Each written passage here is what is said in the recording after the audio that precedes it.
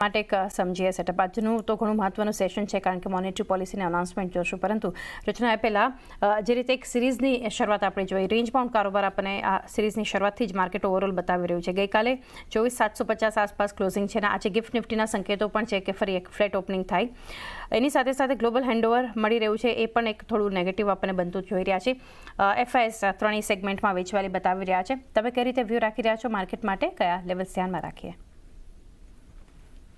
જી good morning. અને આપણે જે રેન્જમાં ઘણા ટાઈમથી નિફ્ટી પર ફસાયેલા છીએ, 24,600 ઓન ધ ડાઉનસાઇડ અને 25,100 on the upside Nifty futures પ્રમાણે આ રેન્જમાંથી નીકળવાના આપણે ઘણા બધા પ્રયત્નો કરી રહ્યા છે. એમાંનો એક પ્રયત્ન ગઈકાલે પણ થયો છે, જેમાં અગેન હાયર લેવલ્સથી 25,000 થી કરીબ એક વખત ફરીથી બીકવાલી આવી ગઈ. જેટલી બીકવાલી ન આવી જોઈએ, જો એ બ્રેકઆઉટને ફ્રક્ટિફાય થઈ અને આગળ ફોલો થ્રુ મેળવવાનું હોય તો.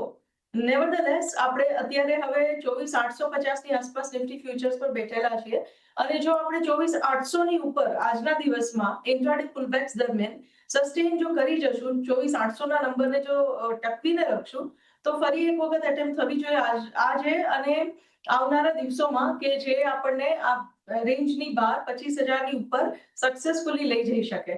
24,800 નું જે નંબર છે એ હવે એક સપોર્ટ તરીકે કામ કરવું જોઈએ. જો આપણે એ પણ તોડશું ઇન એની કેસ, તો ફરી 24,600 તરફ જવાનું, એટલે કે 200 પોઈન્ટ્સની ગિરાવટ ત્યાંથી ફરીથી આવવાની પૂરી સંભાવના બનશે. પણ જો 800 સંભળી જાય તો આપણે બ્રેકઆઉટ માટે રેડી થવા જોઈએ. હવે ઘણા બધા લાંબા ટાઈમથી આપણે ફસાયેલા છીએ અને આ વસ્તુનો અંત હવે કદાચ ક્લોઝ હોવો શક્ય છે.